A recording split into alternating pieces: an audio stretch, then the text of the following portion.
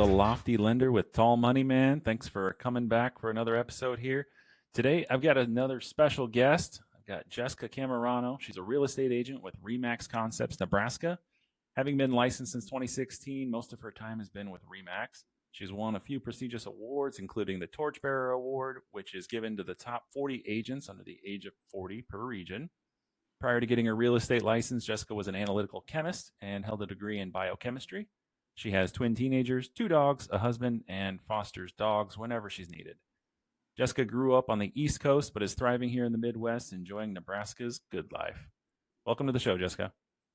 Hi, thanks for having me. Yeah, so let's hop right into it. Jessica, what led you to become a realtor?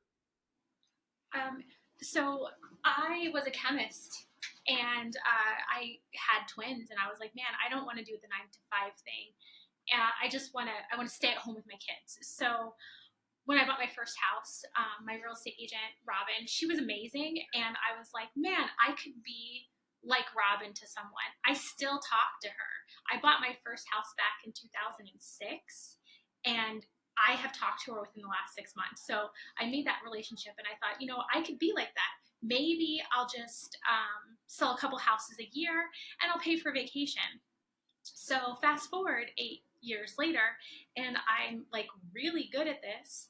And I think maybe it's my East Coast, like just you're upfront and you just get it out and you're not beating around the bush, that makes me so successful. But I went from thinking I'll sell a couple houses a year to being in the top 5. I think it was 2022 in our city as far as sales goes. So um, it just kind of happened to me, I guess. Congrats, that's awesome. Wow, so it was rapid success, huh? Is what you're saying? Yeah, yeah. And my husband says that anything I do, I just jump in feet first. I don't even think about it. So that's probably what helped me start and get off to such a good start. So then what habits keep you successful? What happens to keep me successful? Um, I think it's the relationships, and I really don't take myself too seriously. I'm good at my job, and I do well for my clients, but you know, I have fun with it. I'm not stuffy. I want to be someone that you can relate to, that you can come back to in a few years, and just be like, hey, I remodeled this whole thing. You want to come see?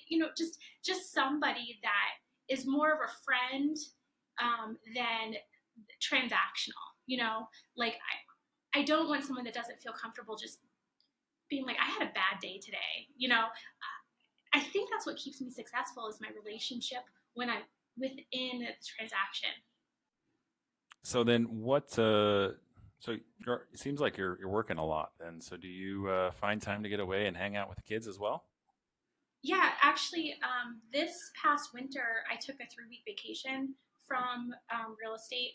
We had a big family vacation with my whole husband side of the family. And I try to take a trip with my kids each year, and we do some like really special things, like individually with each of my children. My son really likes sports. He's a swimmer. So my husband and I have season tickets to Kansas City Sporting, which is a soccer team, professional soccer team in Kansas. So we'll go down there. There's a game this weekend.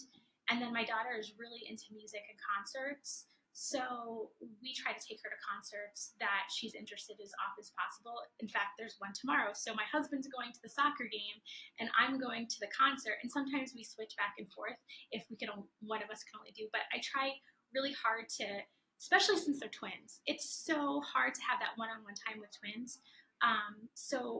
That's really like when I'm not doing real estate, I'm just finding a way to like connect with my kids because at 16, they're almost gone and I'm so sad. I bet. Yeah, so then what's your husband do if he's able to hop off and run off with the kids too? What does he do for work? He's an air traffic controller.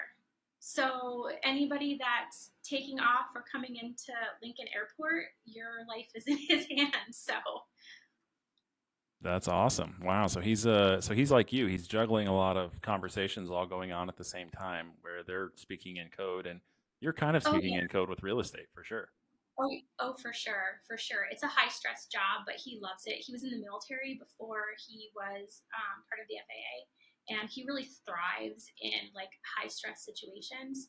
So I think his downtime. I don't think he likes downtime at all, and neither do I. We're both like real intense people. That's awesome. Well, so if that's the case, so I found this question and I just thought, your videos show that you like to have fun. So I want to know the answer because I think you'll appreciate this question. So the president needs you for a special project. What expertise did he or she come to you for? Oh my goodness. Oh, put me on the spot. Um, okay, this is gonna get sappy. I have a soft spot in my heart for folks that are unhoused. My mom, actually, after I went to college, my mom and my sister were unhoused and they went couch surfing for years on friends' couches. In fact, I was long graduated from college when my mom finally was able to get an apartment. And she worked at the same place for 25 years, but the wages, they don't allow for you to live in certain areas. So I think the president was asking me for something. He would ask me, what do you think we could do to help the unhoused situation? We have so many malls that are just sitting around that they can be made into affordable housing. We've got hotels that just didn't make it through the pandemic. All of that, they can all be taken in by the government, reworked, and made into affordable housing and transitional housing. So if you're on food stamps or you're on Section 8 and you make $15 over the minimum, they cut everything off. There's no off ramp. And it breaks my heart. I know so many people that want to purchase a home that they've saved money or they can save money to purchase a home because it takes away their food stamps. I think that if President Biden were to come to me, he would want me to help him with that because I've been on both sides. I'm well off, I'm educated, I have a great job, I'm stable and thriving, but I also come from very poor roots. So I can give the perspective of someone who knows how hard it is to dig yourself out of that hole and what real things you need to live the American dream. That's awesome. Yeah, It wasn't what you expected, right? Because I'm so silly on TikTok. you've put a lot of thought into that. I appreciate that. See, I think you already knew the answer to that question before you said I was putting you on the spot. I think you've been preparing for this. You've been waiting for that call. No, I just think about stuff a lot. In the shower, right before bed, your mind just never stops. You have the best shower. Everybody has the best thinking in the shower, right? Like I've come up with ways to solve some of the craziest problems in the shower. And then unfortunately, I take a super long shower and I forget most of it by the time I get out. So lose it all. But that's all right. Yeah, I've heard um, there's paper, like some sort of board or something you can put in your shower, and you can actually write it down, and uh, and then you can scan it with your phone afterwards. So you pop in the shower, you scan the QR code, and then it'll put it all into your notes on your phone. So shower thoughts is a real thing. People actually, it's not just you and me here. And Yeah. apparently they've come up with a product for it. So it's kind of cool. I really probably should take advantage of that. But usually I'll just think about that one thing and I'm like, okay, no, I'm going to forget it. So I'm just going to repeat it over and over and over and over to myself. And eventually when I get out of the shower, I'm going to remember to at least write it down. It's better than those thoughts that you have in the evening when you're sleeping, right? And you wake up and you're like, oh yeah, I need to do that tomorrow. And then you go to sleep. And then next day you're like, crap, what the heck did I wake up about? What was that? Or when I write it down and I look at it the next morning, I'm like, I think I can speak another language. That's amazing. What did I just write? That's incredible. So, yeah, I totally can appreciate where you're coming from on that. So what drew you to your current company, and what's the most rewarding part of being associated with Remax? Okay, so I don't you can't like badmouth other companies, so I'm not gonna say where I started, but I started at kind of a local brokerage here in Lincoln, and um, I didn't get the feeling that they were for their agents. They had a very high commission that you had to charge your sellers, a commission rate that I didn't feel was justified. they took a large percent of your commission. So you work real hard and maybe you got like 40% or 60% of that, and you could get like higher percentages, but then they reset you every year, and they if you had a problem, they would tell you on one side like, hey, we've got your back, but on the other side they really didn't. So my best friend and I decided that we were going to try to find. I only spent like 4 months in this brokerage when I got the writing on the wall. And we met with our broker. His name is Larry Holmes. He is probably one of the best humans on the planet. Like, he genuinely cares. He's like the scoutmaster for like a Boy Scout troop here, and he's been a member of it since like 40 years. He's just amazing. So I met him. I felt like he was going to have my back. I felt like that Remax had tools and that they had education and they had apps. They had like pretty much a one-stop shop to get started in real estate. And even though I had already had a few transactions under my belt, I didn't get any of that guidance at my last brokerage. And their commission payout, they don't try to price gouge their real estate agents, and they also don't force you to price gouge your clients.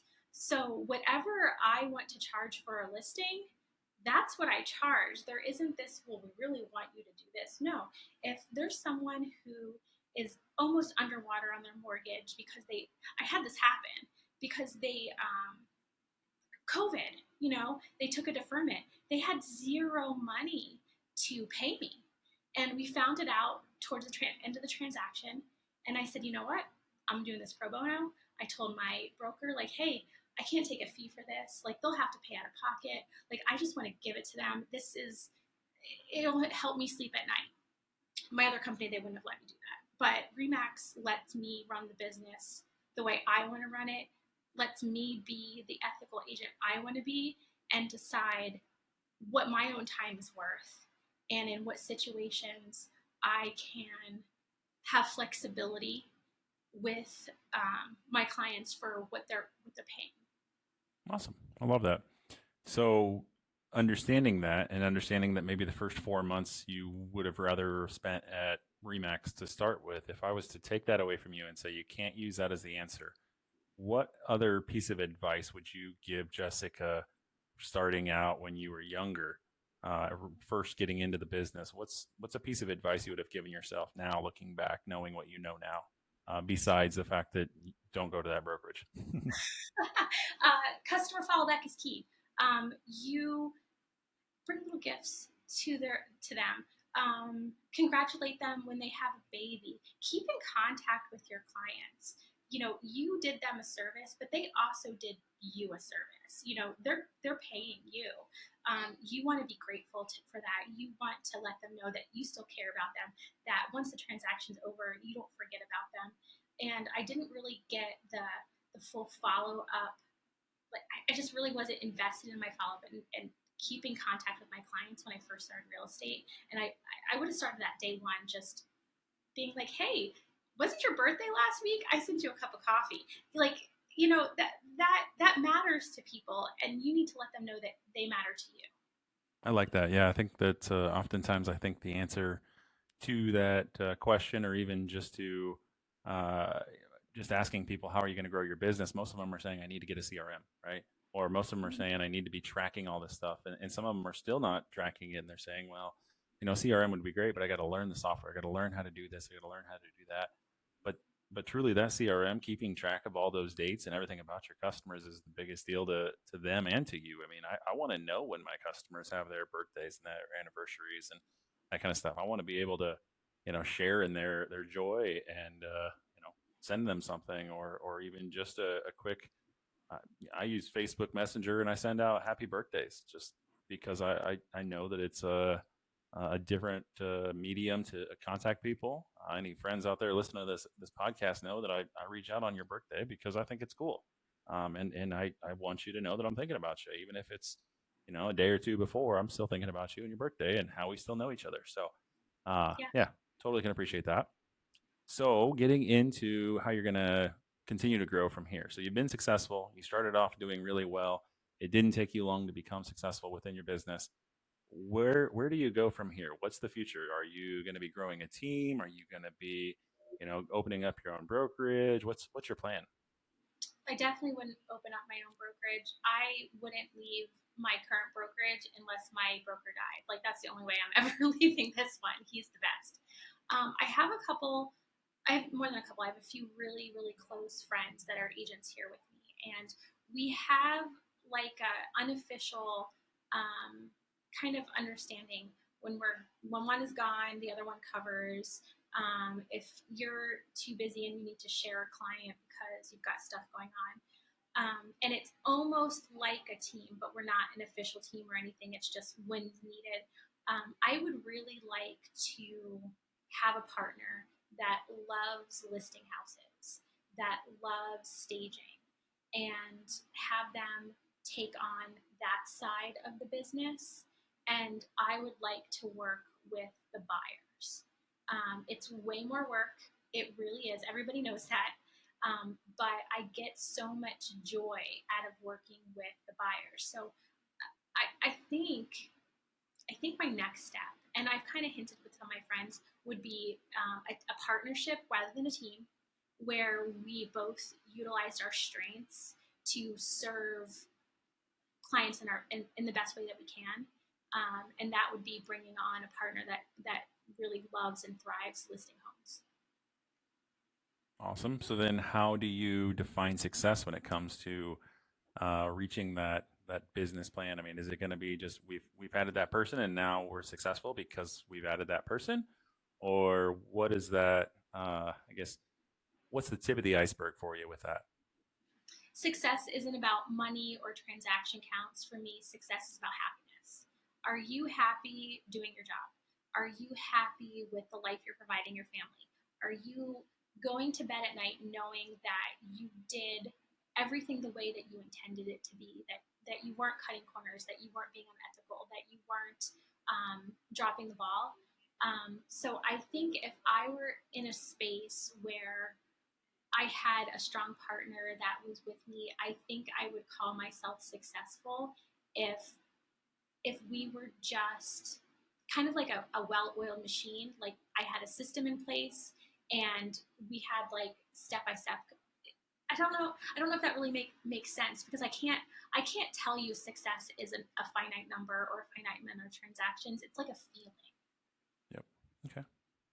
I get it. And success means something different to everyone, right? And some people say success is I want to have a year where I make $1 million. Other people say success is just enjoying what I do, because truly, if you enjoy what you do, the money really doesn't matter as long as you've got enough to feed the family and keep the kids in sports and do what's important to them and what's important to you. So awesome. Well, I want to hop on over to this or that. In this segment, I'm going to just ask you some questions, just related to yourself, your personal lifestyle. You're welcome to, answer the question A or B and pick one, or if you want to expand upon any of them, all of them, go for it. I'm happy to hear what all you're thinking about when it comes to these things. So first off, I'm going to get into it and say, cooking at home or takeout. Oh, cooking at home for sure.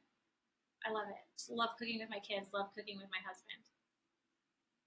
Are you the cook or is your husband?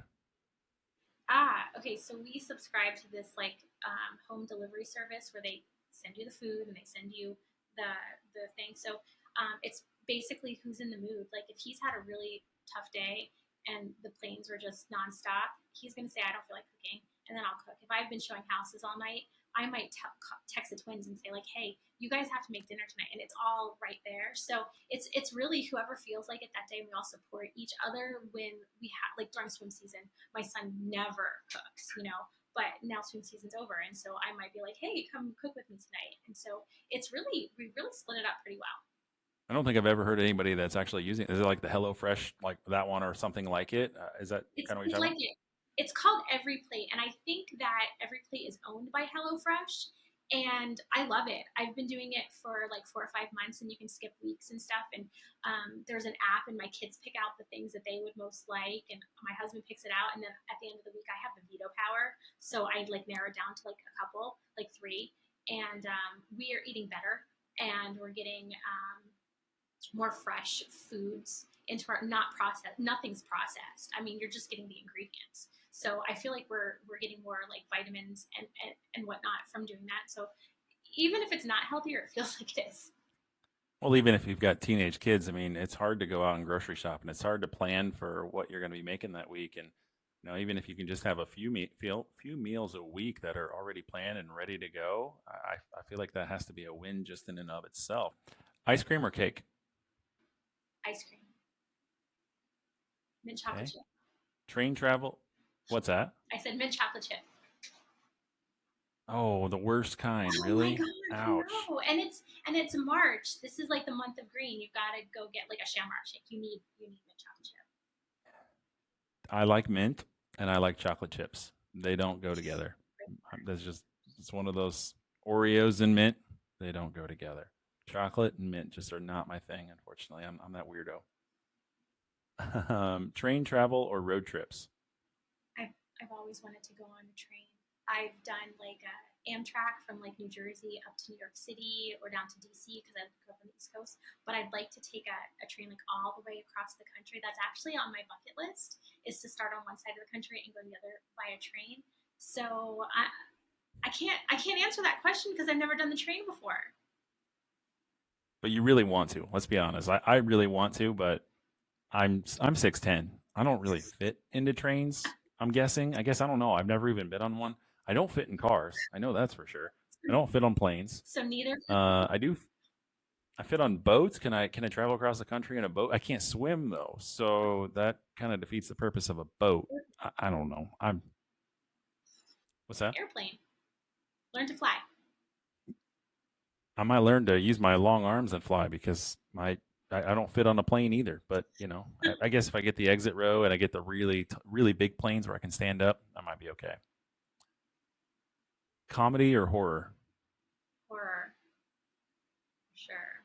But we go to the comedy club in Omaha like once a month. So I don't not like comedy, but like you can always get me to agree to a horror movie, always. Are you the person that'll go to a haunted house as well? Oh yeah, yeah. And bring my kids and my daughter. She loves it, but she screams, and so all the actors like know to go for her, and it's just hilarious. We love doing that in the fall. I just have nightmares of going to a haunted house one time, and I just never want to do it again. It was a really big one down in Nashville. I don't know. We were all like, we had our hands on each other's shoulders, right? And we're going through, and I'm pretty sure the guy in the front even punched one of the actors because it scared him so much, and he just turned around and whacked him, and like they got mad at us, and I it was like them trying to tell you, hey, you're not supposed to do that, while us freaking out and running everywhere. So I I'm glad you like it. Somebody has to. I'm going to stick with my comedy stuff. Rainy days or sunny days? Sunny days. I'm allergic to whatever happens after the rain. If we get a rainstorm, the grass mold or whatever happens, it's not a fun time for me. So sun all day. Worms. Worms are what come out alive there on the rainy days. Allergic to worms. Beach or mountain vacation? The beach. I grew up on the Jersey Shore, so Long Beach Island. That I mean, like beach, have to be at the beach. Classical or pop music? Pop. No classical at all? I mean, I could. I wouldn't turn it off. I will turn off country though. So you didn't. Yeah, you didn't ask me about that. But Those are fighting I words know. around here. And scream metal, country scream metal, turn that off. Everything else I'm cool with. I mean, country and scream metal are really starting to become one and the same in some spots. So, I mean, I can see that, but yeah, no, I'm kidding. I mean, country and rap really is starting to meld together, and country and hip hop, you know. Yeah. So, No, I can't do it. It makes me sad. social media or social gatherings? Oh, I can't choose. I can't choose. I'm a very social person. So yeah, they're equal. Like I've got to have my feelers in everything, for sure. Taking that one step further, you walk into a room of 100 people you don't know. Are you first going to find the one person that you think you know and start talking to them? Or are you going to walk around and introduce yourself to everybody? I am going to go for the food first, and then I'm going to walk around and assess everyone and find someone that I can start a conversation up with. Like, oh my gosh, your shoes are amazing. I love sparkles. Let's talk. My very best friend, she's my maid of honor at my wedding, my kid's godmother, like very best friend. I walked into my physics class in college. I looked around the room. I sat next to her and I said, "Hey, we're going to be friends now." And she's like, "What?" And 20 years later, we are still friends. Television series or documentary? That's a hard one too. Um, Yikes!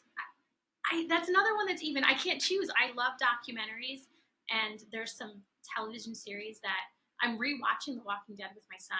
I mean, that yeah, you're killing me with these like equal ones. I can't do it. I'm glad I'm giving you some tough decisions.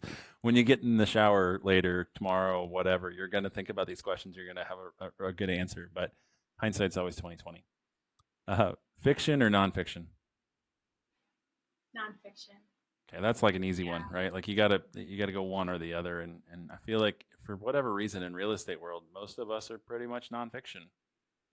Yeah. Obviously, I used to be a chemist. And when I was younger, originally I wanted to be an infectious disease physician. That's what I wanted to do.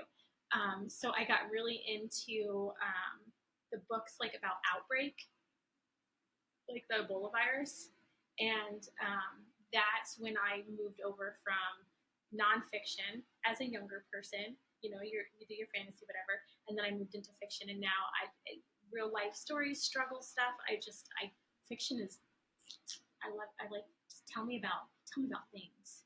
Yep. Tea or soda? Tea. Fancy dinner or cozy home meal?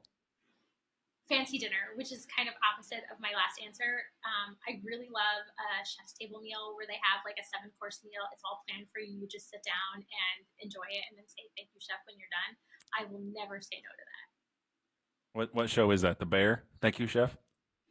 Oh, yes, yes. And then there's a horror movie. I don't know what it was, but it's by A24, and the chef is. Do you know what I'm talking about? I do know what you're talking about. We totally saw that. We were like, what the heck did we sign up for? I mean, I like usually I can be like, okay, this is going to happen or that's going to happen. I did not expect a lot of stuff out of That was a weird movie. Like it was just like all about them making nice fancy meals, and then suddenly someone dies. And like, it. what is going on here? I'm Isn't that so always how it is? confused.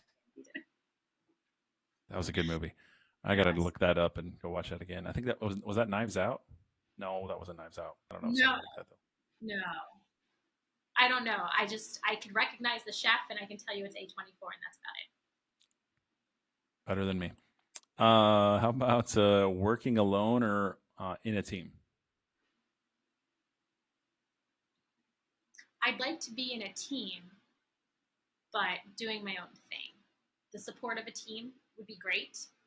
Meeting of the minds every so often, but not being micromanaged and told what to do. Fair. Live sports or live concerts? Live concerts. Taylor That's why Swift. you're winning this weekend, right? Like you're going to the concert while your husband has to go to the sports contest. Exactly. Sports ball. Yes, I'm going to. Yeah, exactly. I heard that earlier, and I was like, "Oh, that question's coming up later. We'll save that one for sure." Vintage or modern? Like aesthetics. Yeah, I really like vintage. Give me a nice like 1970s like sunken in couch area. What is it called? Conversation pit and some like nice wood paneling. I'm there. I love it. I don't know why. breakfast for dinner or dinner for breakfast? Dinner for breakfast. Yeah, yeah.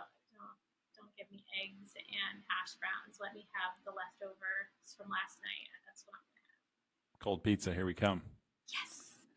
Staying in or going out on a Friday night? Okay. I play board games. My husband plays board games. We have Hundreds. I'm telling you, hundreds of board games. You will, if you saw our collection, you would be like, you have a problem.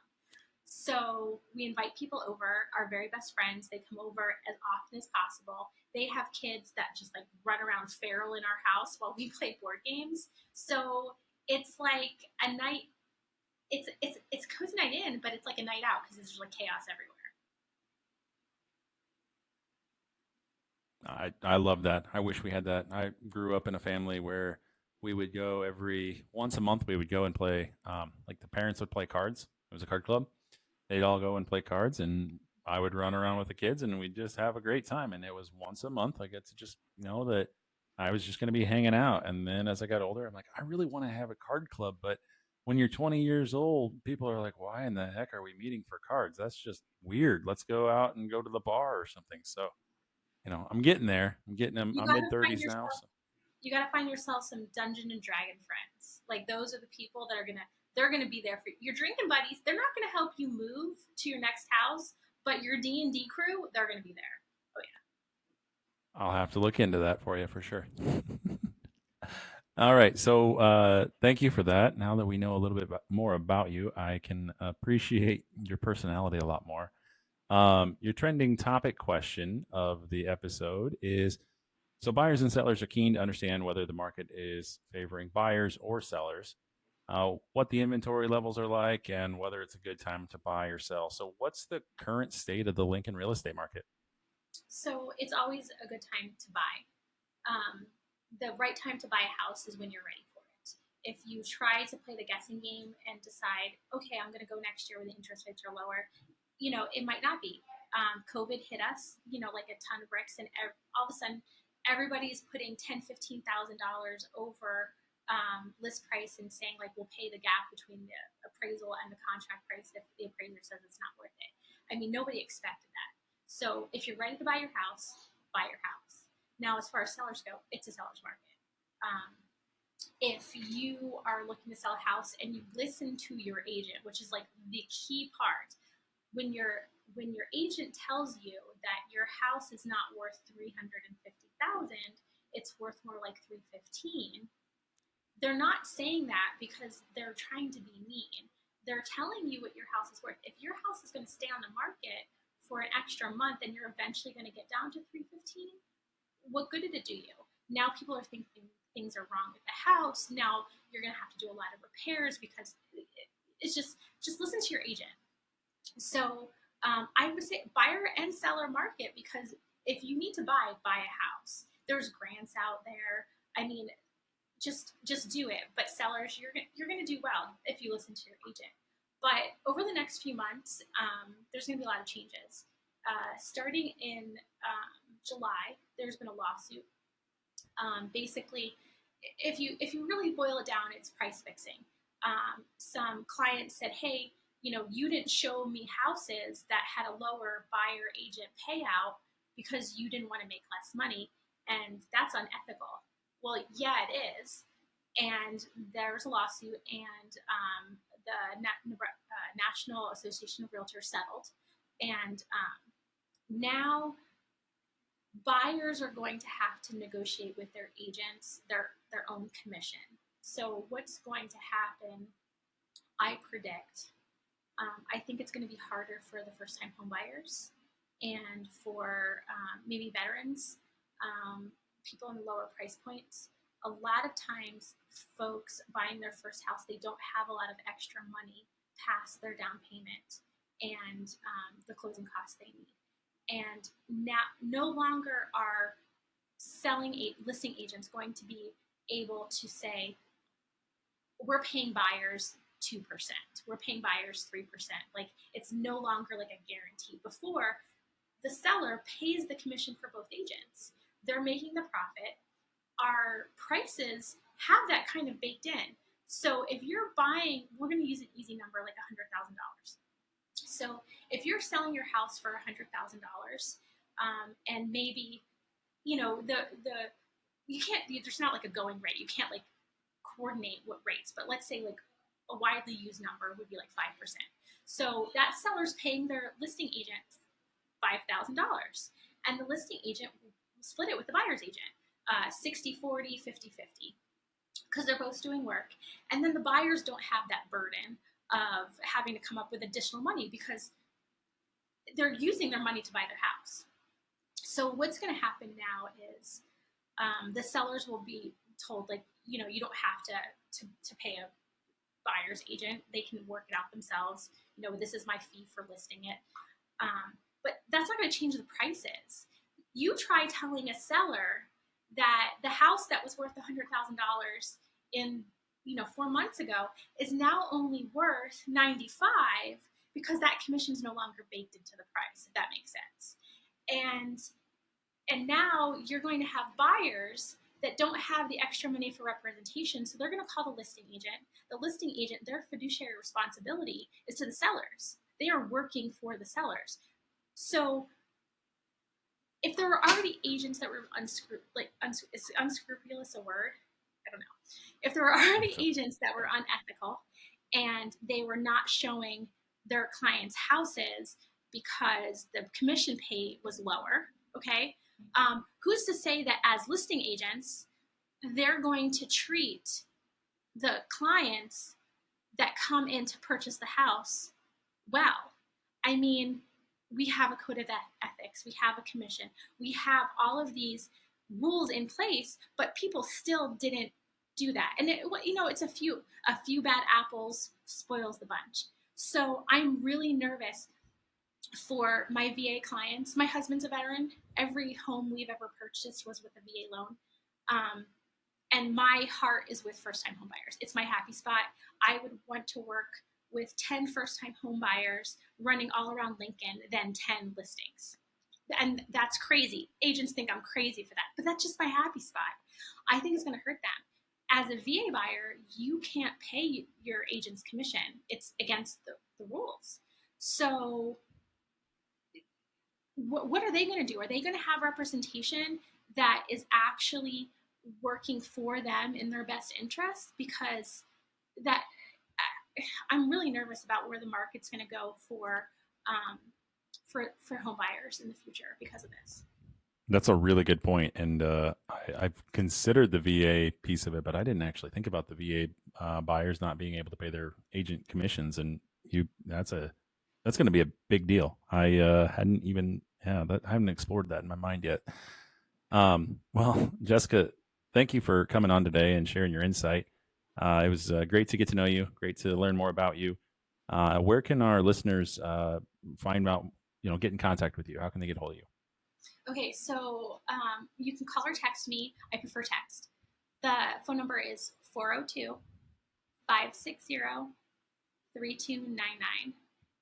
You can find me on social media. There's not a lot of people with the last name Cammarano, and it's a long one. I'm going to spell it out for you, but most of my social medias are Jess Cam, JessCamm. And if it's not Jess Cam, it's going to be Jessica Nicole Cammarano, the whole thing. So JessicCammarano.